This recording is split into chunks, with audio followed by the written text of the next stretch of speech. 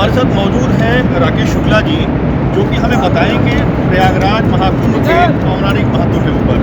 सबसे पहले ललितराम में आपका स्वागत है। और प्रयागराज महाकुंभ, इसकी पौराणिक स्थिति क्या है, क्यों मनाया जाता है, इस बार क्या कुछ खास है? माघ मकर गतरव शशि हुई तीरथ पतयाव संग। सूर्य जब मकर राशि में बृहस्पति के उसमें जब खगोलीय विधान बनता है, तब प्रयाग के त्रिवेणी संगम तट पर आध्यात्मिक पर्व कुंभ मेले का आयोजन होता है। हर वर्ष यहाँ पर माघ मेला होता है, हर 6 वर्ष पे यहाँ पर कुंभ होता है और हर 12 वर्ष पे यहाँ पर महाकुंभ होता है। त्रिवेणी संगम पर हमारे सारे सनातनी श्रद्धालु आकर यहाँ पर सत्संग करते हैं, गुरुओं से मार्गदर्शन प्राप्त करते हैं और अपने जीवन की यात्रा को जारी रखते हैं। मैं से मोक्ष का मार्ग है कुंभ। उस मार्ग में चलने के लिए गृहस्थ यहाँ पर आता है। 1 महीने का कल्पवास रहता है। कल्पवास में अपने गुरु के द्वारा दिए गए दिशा निर्देश के अनुसार वो अपना जीवन यापन करता है और अपनी आध्यात्मिक यात्रा को पूरी करता है।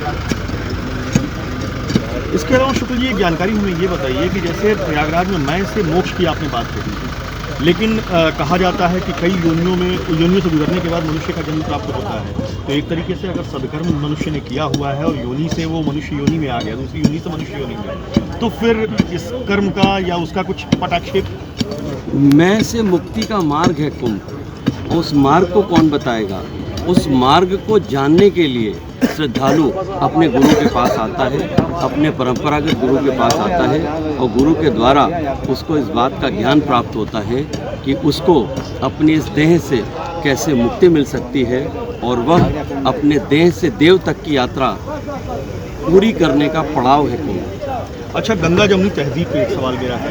बहुत देर से मैं देख रहा हूँ, मैं पुराने प्रयागराज भी घूम के आया, उसको इलाहाबाद बेसिकली मैं कहूँगा, पुराना इलाहाबाद। बेसिकली चौक का इलाका और यहाँ का इलाका, दोनों में बड़ा डिफरेंस हमें दिखाई दिया, बड़ा अंतर है, वाजिब अंतर है। तो गंगा जमुनी तहजीब किस तरीके से प्रयागराज में, या यूँ कहें कि भारतवर्ष में पल्लवित होती है, चूँकि वो सभ्यता यहीं से निकल है। गंगा जमुनी तहजीब का जो मूल वाक्य है, वो मूल वाक्य है सर्वो भवन्तु सुखिनः, सर्वो सन्तु निरामयाः, सर्वो भद्राणि पश्यन्तु, माँ कश्चित् दुर्भाग् भवेत्। सबका कल्याण हो। और यहाँ से पूरे विश्व को एक संदेश जाता है कि धर्म की जय हो, अधर्म का नाश हो, प्राणियों में सद्भावना और विश्व का कल्याण हो। यह एकमात्र ऐसी पृथ्वीलोक पर जगह है जहाँ पर व्यक्ति अपने कल्याण के साथ साथ पूरे समाज के और पूरे विश्व के कल्याण की कामना के साथ त्रिवेणी संगम में डुबकी लगाता है और अपनी जीवन की जय यात्रा को जारी रखता है। निश्चित तौर पर मैं से मोक्ष की ओर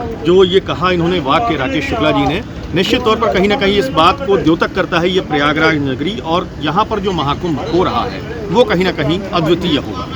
विक्रम मिश्रा, लल्लूराम.com, प्रयागराज।